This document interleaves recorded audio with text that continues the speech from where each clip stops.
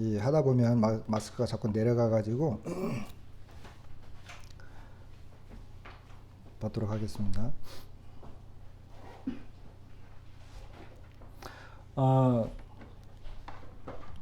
오늘은 저희가 이제 예전이라고 해봐야 뭐 저작년 말에 하다가 잠시 중단된, 제가 이제 CTI 가는 바람에 계속 못했는데, 파노라마 복음이 있습니다. 이제 조만간 우리 교회에서 다시 시작을 해야 되는데, 이 파노라마 복음 중에서 성경에 관계된 이 관련된 부분에 대해서 오늘은 좀 말씀을 좀 드리겠습니다. 아마 우리 성도님들 대부분 이제 막 보신 것도 있고 또 들었던 내용도 있을 것이고 또 이렇게 반복한 것이 아닌가 하는 그런 내용도 있지만, 오늘 특별히 이제 이 부분에 대해서 좀 언급을 하고 싶고, 특별히 이제 우리 가운데는 아직 이 하나님에 대해서 그리고 이 복음에 대해서 분명하게 이렇게 깨닫지 못하는 경우도 있고, 또 그렇다 하더라도 불분명한 그런 것들도 있기 때문에 오늘은 특별히 복음을 설명하는 건 아니지만 하나님의 성경에 대해서, 성경이 과연 믿을 만한 것이냐에 대해서 이렇게 짤막하게 말씀을 좀 증거하고 싶습니다. 하나님께서, 여러분 하나님 보이시나요? 안 보이시나요? 요한복음 4장에 보면 하나님은 뭐다? 하나님은 영이시다 그랬잖아요. 그렇기 때문에 하나님은 영이시기 때문에 우리 눈에 보이지 않습니다. 그렇기 때문에 사람들은 보이지 않는 하나님을 어떤 사람은 믿는다, 어떤 사람은 믿지 않는다, 이렇게 이제 하는 거거든요. 대부분 믿지 않는 사람들을 보면 믿지 않는 사람들의 믿지 않는 이유를 이렇게 물어보면 보이지 않기 때문에 그렇다고 합니다. 그러나 이제 보이지 않는 것, 여러분 우리 눈에 보이지 않는 것이 더 많을까요? 보이는 것이 더 많을까요? 우리 눈에 보이는 것은 가시광선이라 그래가지고 7색깔 무지개 있잖아요. 이 가시광선을 통해서 보이는 것 뿐이지, 이 자외선, 그러니까 보라색을 넘어가면 이제 자색 외의 선이라 그래가지고 자외선, 지금 오늘도 아마 자외선이 아주 강하게 내릴지도 모르겠는데 그런 것이 있고, 그 다음에 X선, 감마선, 그리고 빨간색보다 파장이 더 길면 빨간색 외의 선, 그래서 적외선, 이런 것들은 보이지 않아요. 그리고 너무 작아도 안 보이고, 그죠? 너무 커도 안 보여요. 그리고 동작이라고 하는 것도 너무 동작이 빠르면 보여요, 안 보여요? 눈 깜짝? 네, 가장 빠른 새가 그 새라 그러죠. 그 다음에 너무 느려도 안 보여요. 그죠? 그렇기 때문에 안 보이는 게 더 많습니다. 이런 것들 때문에 하나님을 믿지 못한다, 이런 사람들이 있는데, 사실 그런 것은 충분한 근거가 되지 못합니다. 그러나 하나님께서는 로마서 1장에 있는 것처럼 자신을 믿을 수 있도록 이 자연 만물들을 통해서 자신을 계시하셨습니다. 그죠? 우리가 이렇게 꽃을 본다든지 하늘을 본다든지 바다를 본다든지 이런 자연계를 통해서 하나님은 자신이 어떤 분이신가를 이렇게 증명을 하셨어요. 이런 것들을 뭐라 그러냐면 자연계시 또는 일반계시, 이렇게 설명을 합니다. 그렇기 때문에 그와 같은 것들을 통해서 하나님께서는 자신이 존재하는 것에 대해서 이와 같은 것들에 대해서 이렇게 증명을 하셨어요. 그런데 하나님은 보다 더 구체적으로, 특별히 우리 인생들에게 하나님께서는 자신을 드러내시고 싶었어요. 하나님의 형상을 따라 지음을 받은 우리 사람들이기 때문에 이 사람들은 하나님과 이렇게 교통할 수 있거든요. 그렇기 때문에 하나님은 사람들에게 자신의 뜻과 그리고 자신이 어떠하신 분이라고 하는 것, 이와 같은 것들을 이렇게 증명을 하실 필요가 있었는데, 그것이 바로 특별 계시입니다. 그래서 이 특별 계시는 예전에는 뭐 꿈이라든지 환상이라든지 뭐 이런 것들을 통해서도 하나님 보이셨지만, 아주 더 구체적으로 그리고 보다 더 분명하게, 그리고 사람들이 실제로 사용하고 있는 언어와 그리고 그 언어를 기록한 문자를 통해서 사람들에게 하나님은 자신의 뜻을 드러내셨고 보여주셨는데, 그것이 바로 이 성경입니다. 오늘 이제 그런 부분에 대해서 그 설명을 좀 이렇게 드리겠습니다.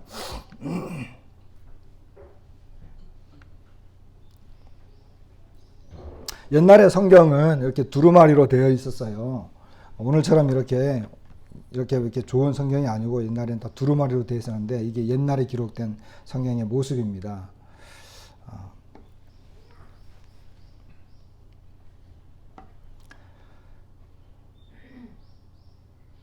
자, 제목을 고함치는 성경이다 이렇게 이제 붙여봤는데, 왜 이렇게 했느냐 하면, 성경은 강력하게 하나님이 어떤 분이신가에 대해서 증명하고 있고 말씀하고 있기 때문에 그렇습니다. 여러분, 내가 정말 하나님을 분명하게 믿고 싶다. 그리고 하나님을 내가 잘 알고 싶다. 아직 모르는 분들은 이제 성경을 보면 하나님에 대해서 알 수 있고, 그리고 하나님을 믿는다라고 하는 사람들도 하나님에 대해서 잘 알고 싶다. 그리고 하나님을 잘 배우고 싶다. 그분을 더 자세히 알고 싶다. 그러면 어쩔 수 없어요. 어디로 돌아가야 되느냐 하면 성경으로 돌아가야 됩니다. 그런데 성경은 우리에게 하나님에 대해서 아주 강력하게 증언하고 있다라고 하는 거죠. 그런데 오늘날 많은 사람들이 이 죄와 그리고 어둠 속에, 그리고 어떤 자기 자신의 욕망과 이 자신의 삶에 너무 바빠서 하나님의 말씀을 제대로 이렇게 듣지 못하는, 오늘 아침에 이제 저는 아모스 그 성경에 보면 아모스라고 하는 데가 있어요. 아모스서를 이게 아침에 읽었는데, 거기에 보면 이제 때가 되는데, 그 때가 되면 사람들이 이 먹을 것이 없어서 이 배가 고픈 게 아니다. 그리고 이 마실 물이 없어서 목이 마른 것이 아니다. 사람들이 하나님의 말씀을 먹지 못해서, 하나님의 말씀을 받아들이지 못해서, 하나님의 말씀을 얻지 못하기 때문에 이 굶주리고 갈증을 느끼고 목마르는 것이다. 이와 같은 말씀을 하신 것이 있습니다. 오늘날 바로 그 시대가 이제 그와 같은 그 세태입니다. 오늘날 사람들이 굶주리고 갈증을 느끼고 뭔가 이렇게 부족함 없이 사는 것 같은데, 여전히 갈증과 이 굶주림을 호소하는 것은 하나님의 이 말씀이 없기 때문에. 그래서 우리 예수님께서도 이 땅에 오셨을 때 내가 떡이다, 내가 생명의 떡이다, 그리고 내가 생수다, 이런 말씀을 하셨어요. 이게 뭐냐면 우리의 사람들의 근본적인 필요를 채우는 그 근본적인 것이 뭐냐? 바로 말씀이다라고 하는 거예요. 그래서 사람들이 왜 구원받지 못하고 이렇게 힘겹게 살아가느냐? 그것은 하나님의 말씀을 듣지 않기 때문에 그런 것입니다. 자, 성경은 사실이다에 대해서 보겠습니다.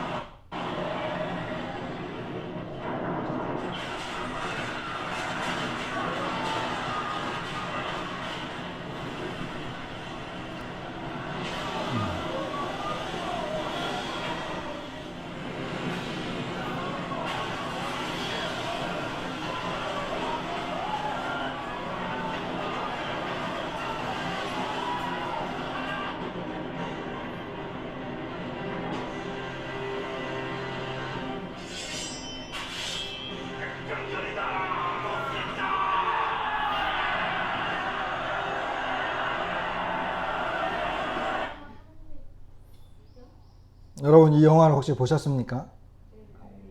아마 대부분 보셨을 거예요. 우리나라에서 굉장히 그 유명한 영화인데 어떤 내용인지 아시죠? 자, 어느 시대에 일어난 일입니까? 너무 문제가 쉬웠나요? 자, 그러면 어떻게 할 수 있습니까? 여러분 어떻게 하세요?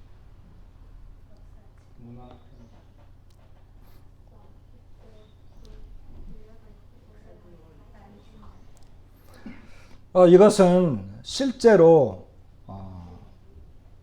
그 임진왜란이 일어났을 때 이순신 장군이 그때그때의 상황, 일기를 기록해 놓은 그 난중일기라고 하는 것입니다. 여기에 보면 난중일기에 보면 제일 그 많이 기록이 됐고 꼭 기록이 되었던 내용이 있어요. 혹시 뭔지 아세요? 난중일기에는 이순신 장군이 이렇게 일기를 쓸 때 제일 이렇게 중요하게 썼던 게 뭐냐면 날씨입니다. 날씨.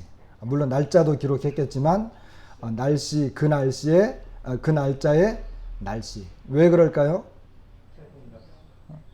해군이잖아요. 해군. 해군은 날씨에 민감합니다. 그래서 그 날씨에 따라서 이제 어떻게 전쟁을 준비해야 되는지 이런 것들입니다. 그 난중일기라고 하는 것이 그때 그 당시에 현장에 있었던 내용들, 결과들, 원인들 이런 모든 것들에 대해서 자세하게 기록되어 있기 때문에 우리는 이런 사실들을 알 수 있습니다. 그렇죠? 만약 이런 것들이 전혀 없었다. 그러면 어떻게 할까요? 그럼 임진왜란이 어떻게 되어지는지 잘 몰라요. 근데 이것이 있기 때문에 우리가 알 수 있는 것입니다. 자, 어느 시대냐? 여러분 이것은 명확하게 나와 있어요. 그냥 제가 만들어낸 것이 아닙니다. 일본 사람들이 우리에게 야 너네가 우리나라한테 그 조선이 일본한테 자꾸 시달리니까 너네가 무슨 영웅 하나 만들어내 가지고 이렇게 자기 자존심을 세우려고 하는 것 같은데 그거 다 가짜야 이렇게 말할 수가 없어요. 어느 시대냐? 조선 제14대 임금 누구죠? 그 유명한 선조. 명나라. 그 당시에 이제 우리는 중국과 일본 사이에 있었는데 이 사실 일본은 명나라를 침공하기 위해서 건너가기 위한 하나의 교두보를 만들기 위해서 조선을 침공한 것이라고 말은 하고 있지만 그 당시에 중국의 나라가 명나라입니다. 제13대 신종. 이 사람은 1563년부터 1620년까지 이 재직기간이 있었던 사람이었습니다. 그 다음에 일본에도 그 당시 왕이 있었어요. 이 일본 왕은 제107대 고요제이, 본명은 카타이토라고 하는 사람입니다. 이 사람은 재위 기간이 날짜까지 나와 있어요. 1586년 12월 17일부터 1611년 5월 9일.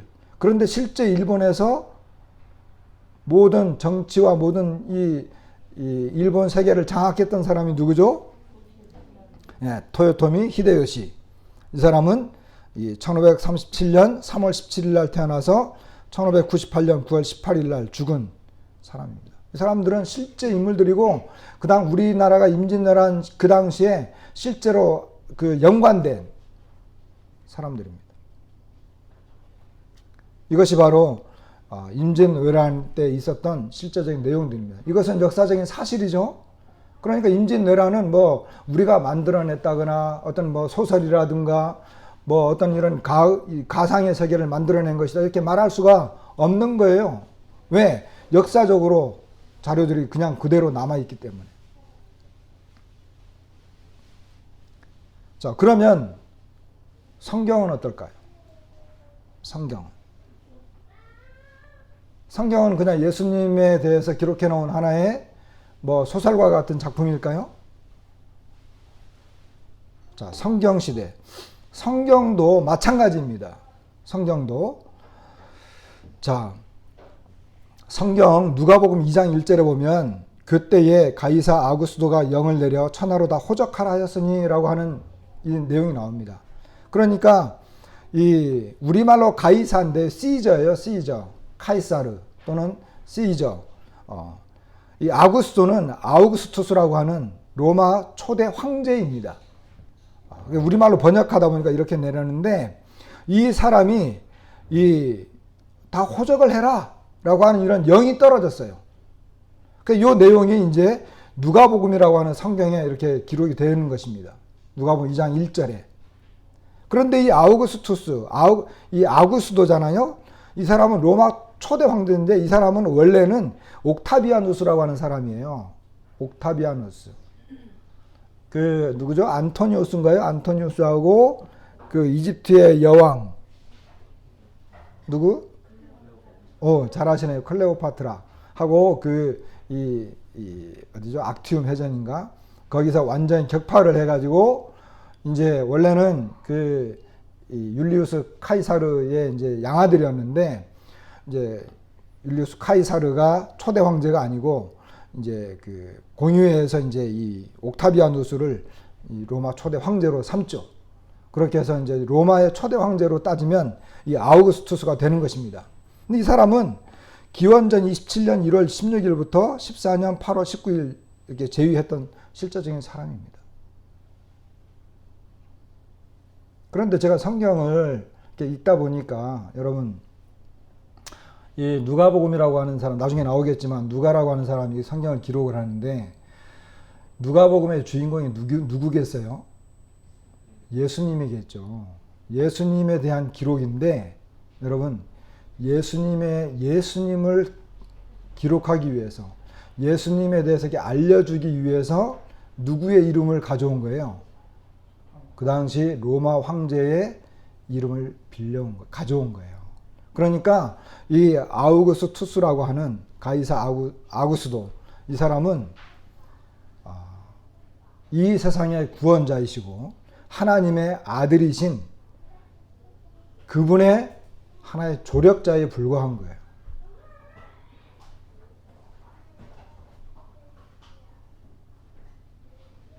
우리 중에 누가 태어났는데 예를 들어 가온이가 태어났는데 가온이가 태어날 때 미국 대통령 누구였고 가온이 어떤 일기를 쭉 쓰려고 그래. 근데 가온이 일기를 쓰려고 하는데 당시에 미국 대통령은 누구였고 영국 대통령 누구였고 우리나라의 대통령은 누구였고 국무총리 누구였고 그 다음 제주도의 도지사는 누구였고 이렇게 하나요?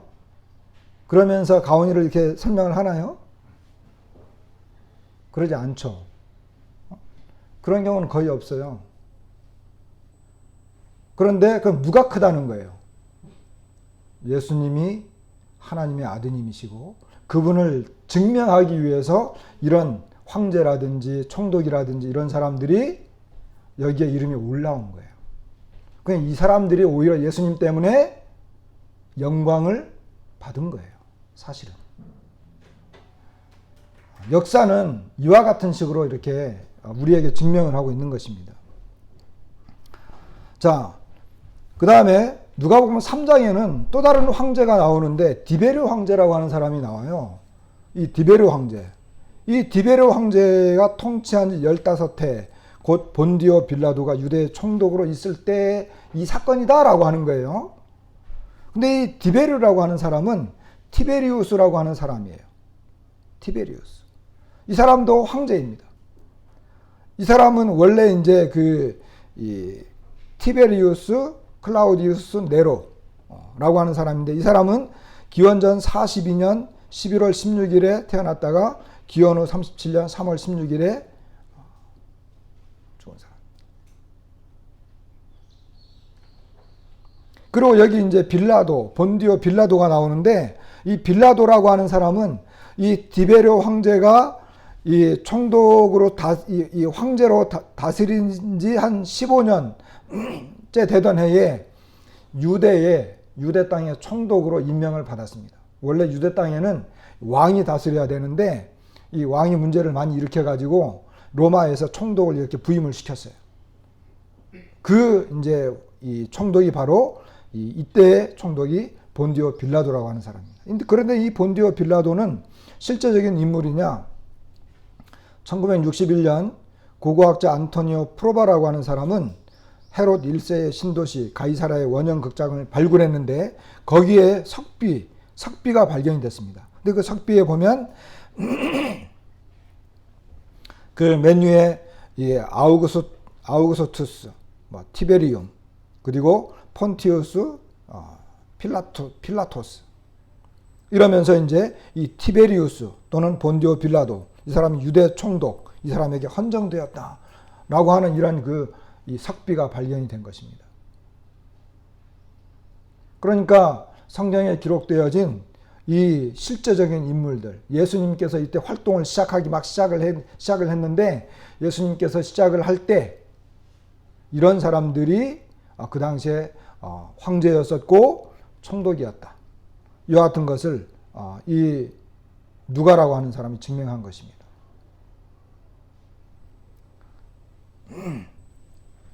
그 다음에 이 헤롯 왕가의 족보인데요. 성경에는 헤롯 대왕이라고 하는 사람이 있어요. 헤롯 대왕. 이 헤롯 대왕이라고 하는 사람이 있는데, 마태복음 2장 1절에 보면 헤롯 왕 때에 예수께서 유대 베들레헴에서 나심에, 이것은 헤롯 대왕, 헤롯 1세를 말합니다. 이 사람은 이제 예수님 탄생 시에 유다를 통치했는데, BC 약 한 37년에서 BC 한 4년 사이 존재했던 사람이고, 이 예수님을 죽이려고 했던 사람입니다. 그런데 이 헤롯 대왕이 이제 자녀들을 이렇게 쭉 낳았는데, 그 중에 이제 헤롯 안디바라고 하는 아들이 있었고, 그 다음 헤롯 아켈라오라고 하는 아들이 있었고, 빌립이라고 하는 아들이 있었습니다.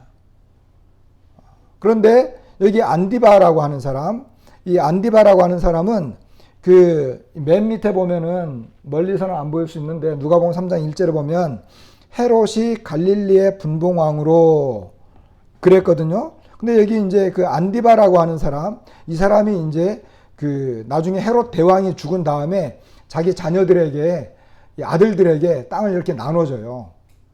아켈라오라고 하는 사람은 이렇게 유대 지역, 유대하고 사마리아 이 큰 지역을 이렇게 아켈라오에게 넘겨주고, 안디바라고 하는 사람은 저쪽 갈릴리 지역에 그쪽 땅을 이렇게 나눠줘요. 그리고 요단강 동쪽 편을 이렇게 쭉 나눠줘요. 그 빌립이라고 하는 사람은 저쪽 갈릴리 이렇게 북동쪽 그쪽 지역을 이렇게 다스리도록 나눠준단 말이에요. 그런데 여기 안디바라든지 아켈라오라든지 빌립이라든지, 이 빌립은 누가복음 3장 1절에는 분봉왕 빌립으로 나옵니다. 아켈라오는 마태복음 2장 22절에 등장합니다. 안디바라고 하는 아들은 이 마가복음 6장 14절과 누가복음 13장 32절, 그리고 마태복음 14장 1절에도 등장하는 인물입니다. 이런 사람들이 실제로 성경에 등장하는 거예요. 그래서 성경은 역사적인 인물들과, 그리고 역사적인 배경과 역사적인 사건들을 다 다루고 있으며, 어느 시대 때 어느 지역에서 어떻게 활동했다라고 하는 것을 아주 구체적으로 증거하고 있는 그와 같은 책인 것입니다.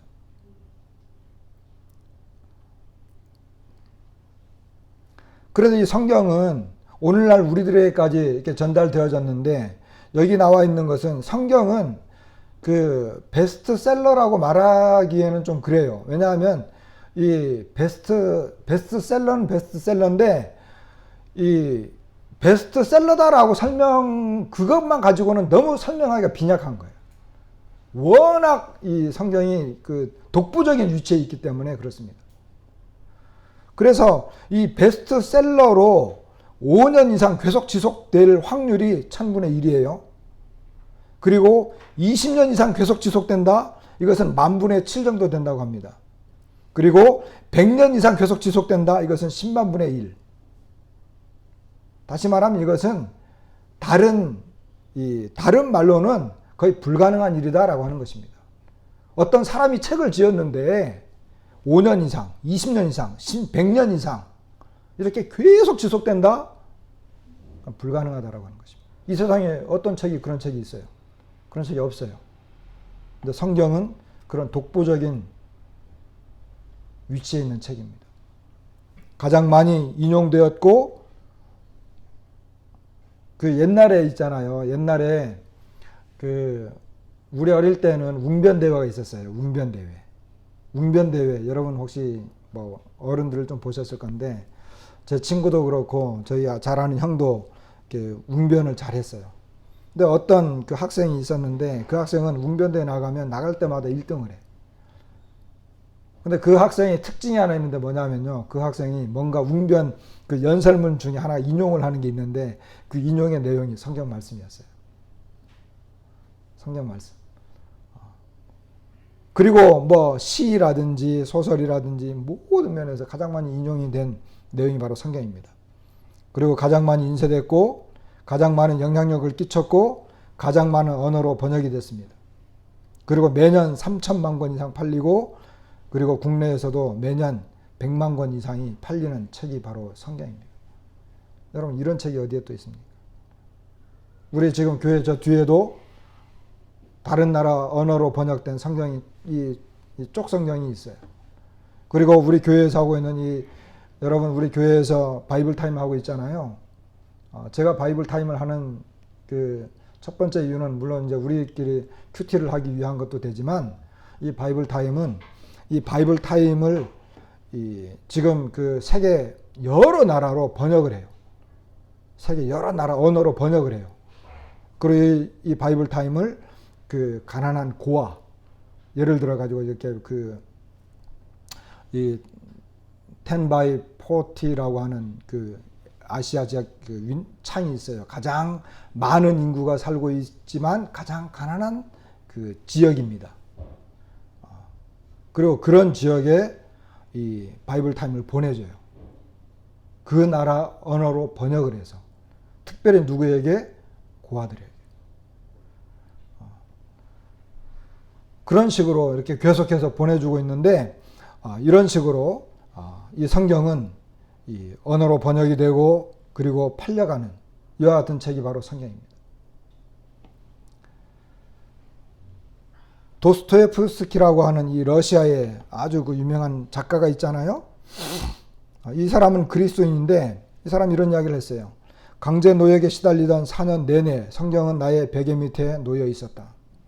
혼자 성경을 읽을 때도 있었지만 다른 사람들에게 읽어주던 때도 있었다. 성경으로 그를 가르치기도 했다. 나는 예수 그리스도가 없는 인간의 삶을 상상할 수조차 없다. 아무리 훌륭한 진리와 부귀가 있다 해도 그것이 신앙에 위배된다면 나는 그리스도의 편에 설 것이다. 사실은 이 도스토옙스키가 톨스토이보다 더 뛰어나요. 둘 다 그리스도인이지만 이 톨스토이는 약간 문제가 많은 사람이었는데 이 도스토옙스키는 아주 위대한 사람입니다. 그리고 훌륭한 그리스도인이기도 합니다. 자, 그 다음에 고사 검증법. 그러면 성경을 이 검증을 좀 해볼 필요가 있는데 이 고사 검증법이라고 하는 것을 통해서 성경을 검증할 하는 방법이 또 있어요. 고사 검증법. 얼마나 더 확실하냐? 얼마나 분명하냐? 자, 사본 연대가 원본 연대와 가까울수록 원본이 있어요. 원본이 있으면 이 원본과 사본이 연대가 가까우면 가까울수록 어떻게? 정확하겠죠. 그리고 이 원본이 있고 사본이 있는데 사본이 한 권 있는 게 좋겠어요? 아니면 100권 있는 게 좋겠어요? 100권 있는 거, 1000권 있는 거. 많을수록 좋겠죠? 정확도가 더 높아지겠죠? 그 다음에 이 사본들 간의 일치도. 사본이 1000권이 있어. 근데 다 제각각이야. 그럼 믿을 수 있어요? 없어요? 믿을 수 없는 거예요. 그 다음에 이 사본이 이 원본에 대해서 또 다른 책들이 많이 있는데 이 다른 책들이 원본에 대해서 이야기하는 것과 요 사본과의 일치 정도, 연관성. 이것이 그 원본이 얼마나 정확하느냐. 근데 아주 옛날 책이라고 한다면, 아주 옛날 고사라고 하면 이 책이 도대체 얼마나 신빙성이 있느냐라고 하는 것을 우리가 알고 싶을 때 이런 것들을 가지고 검증을 하는 것입니다.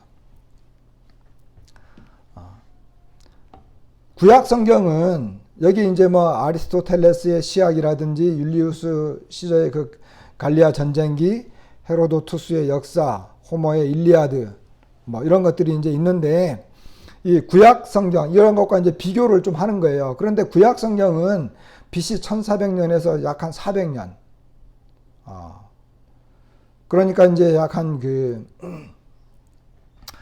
1000년 한 1000년 그런데 이제 최초의 사본이 BC 125년경에 기록이 되었어요. 그러니까 이 원본과 최초의 사본 이 간격이 약 한 200년에서 한 400년 정도 됩니다. 그리고 사본수는 한 5,000권 정도 된다고 합니다. 그리고 신약성경은 AD 50년에서 100년 사이에 기록되었는데 최초 사본이 약 한 AD 125년경에 기록이 되었다고 합니다. 그러면은 간격은 기껏해야 한 25년에서 75년, 약 한 50년 정도로 보는 거예요. 사본수는 8,000. 이것은 이제 나중에 또 나오는데 신약성경 그 사본의 수를 전부 이렇게 다 모아봤더니 약 한 24,633개 이 정도 됩니다. 근데 아까 호모의 일리아드라고 하는 책이 이제 사본이 제일 많아요. 호모의 일리아드, 여러분 아마 영화로 아마 많이 보았을지 몰라요. 트로이 목마 여러분 아시죠? 트로이 목마, 트로이 전쟁. 그 내용을 이제 이야기한 것이 바로 이 책이에요. 그런데 이 신약성경과 호모의 일리아드 가장 유명하고 지금까지 이렇게 전달되고 많은 사람들이 책을 보고 있고 영화로도 만들어진 이와 같은 내용을 비교해 볼 때 사본의 수 이렇게 차이가 나고 원본 기록 연대도 약간 100년, 900년 간의 차이가 나요. 최초의 사본 연대도 신약성경은 AD 125년, 호모의 일리아드는 BC 400년. 시간적 간격은 약간 25년 정도로 보고 있고 일리아드는 500년 정도로 봅니다. 오류의 정도는 0.5%에서 한 5% 정도로 봐요. 이걸 비율로 따졌을 때는 한 8,000대 1 정도 된다. 다시 말하면 신약성경이 훨씬 아주 더 뭐 할 수 있다? 신뢰성을 갖고 있다는 거예요. 내가 믿고 안 믿고를 떠나서 신뢰성을 갖고 있다는 거예요. FF 브루스라고 하는 이 신학자는, 이 사람은 이제 형제교회에서도 아주 탁월한, 그리고 뭐 우리 교회뿐만 아니라 이 FF 브루스는 교계에서는 아주 탁월한 신학자거든요. 이 사람이 이런 이야기를 했어요. 신약 성경의 증거는 고전 작품에 대한 증거보다 훨씬 많으므로 그 신빙성을 의심할 수 없다. 이렇게 이야기했어요. 다시 말하면 신약 성경의 증거라고 하는, 신약 성경이 증거하고 있는데 이 증거는 고전 작품들이 많이 있잖아요. 이런 것들보다 훨씬 많다는 거예요. 그렇기 때문에 그 신빙성을 의심할 수 없다. 이렇게 완전히 신뢰할 수 있다. 이렇게 이제 설명하고 있는 거예요. 학자도 이렇게 얘기하는 것입니다. 이것은 이제 이스라엘의 남단 쪽에 있는 이 쿰란 동굴입니다. 사해 주변에 있는 이 동굴, 쿰란 동굴이라고 하는 곳인데요. 여기에서 이제 성경이 발견이 됐어요. 이 동굴 안에서 성경이 발견이 됐는데, 발견된 실제적인 이 성경 두루마리를 이렇게 복원해 놓은 것입니다. 펼쳐가지고. 자, 여기 사해 사본은 1947년 사해 근처 쿰란 동굴에서 발견이 됐는데, 이 성경은 언제 거냐 하면 BC 3세기에서 2세기, 보통 한 2세기로 봐요. BC 한 200년 전 그때쯤에 기록되어진 성경이다. 이렇게 이제 고고학자들이 이렇게 이제 발표를 했습니다. 그런데 이 성경이 발견되기 전까지 사람들은 어떤 성경을 보고 있었느냐 하면은 이 마소라 사본이라고 하는 성경이 있었어요. 근데 이 마소라 사본이라고 하는 것은 이 알레포 사본이라고 하는 건데, 이 성경은 AD 925년경에 기록되어진 성경입니다. 그리고 이것은 AD 930년에 슐로모 벤 부야에 의해서 기록된 성경입니다. 그러니까 약 한 900년경에 사본으로 간직하고 있던 것을 사람들이 보고 있었어요. AD 900년경에. 근데 이 성경을 보고 있었는데, 이 AD 900년경에 발견된 성경을, 이것을 이제 보통 사람들이 이렇게 쭉 보고 있었는데, BC 200년 때 기록된 성경이 발견이 된 거예요. 그래서 사람들의 어떤 생각이 들겠어요? 야, 그러면 BC 200년 전에 기록된 성경하고 지금 우리가 보고 있는 성경을 한번 비교해 봐야 되겠다. 그죠? 비교해 봐야 되겠다. 얼마나 정확한가. 이거 정말 궁금하잖아요. 그죠? 그래서 어떻게 했어요? 그 성경을 다 복원을 해서 비교를 했어요.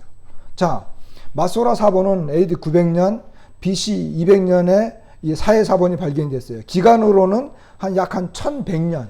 그죠? 1100년. 기간이 흐른 거예요.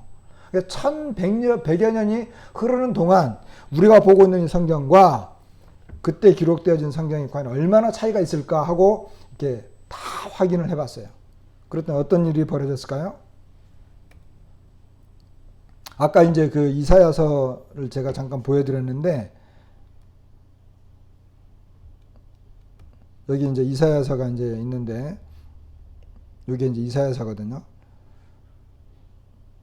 그런데 놀랍게도 그 성경이 거의 완벽하게 일치했어요. 틀린 부분이라고 하는 것은 이렇게 뭐 소수점이라든지, 그 다음에 이렇게 이 문장의 그 지장을 초래하지 않는 약간의 이렇게 그 단어의 변형. 내가 오늘 뭐 이렇게 내가 가령골 교회에 택시를 타고 왔다.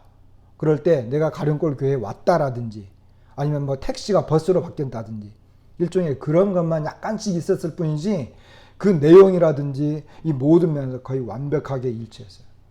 그래서 이 비평가들이 이 고고하게 발견과 이것을 이제 완전히 복원함으로 해가지고 성경을 비난하던 사람들이 이때 거의 다 들어가 버렸어요. 성경은 확실하게 믿을 수 있는 것이다.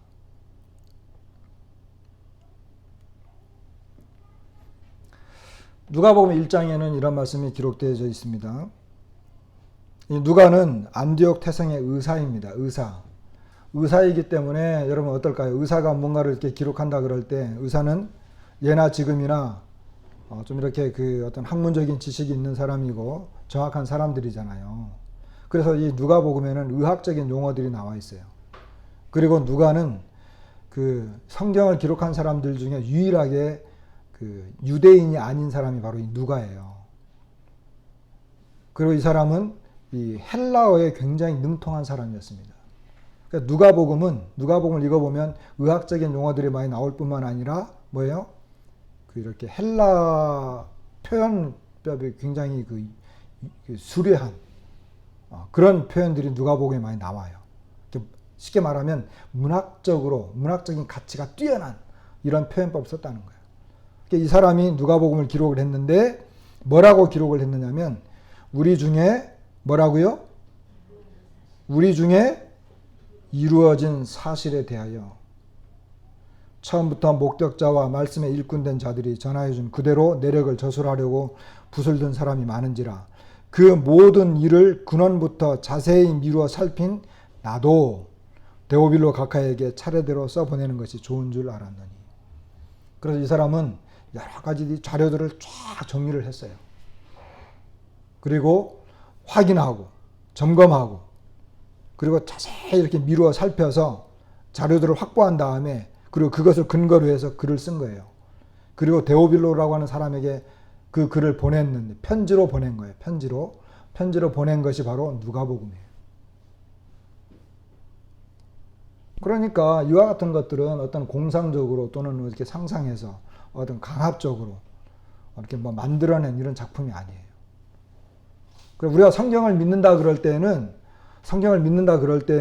이것을 기록한 저자를 확실하게 신뢰하고 그 내용을 그냥 믿는 거예요.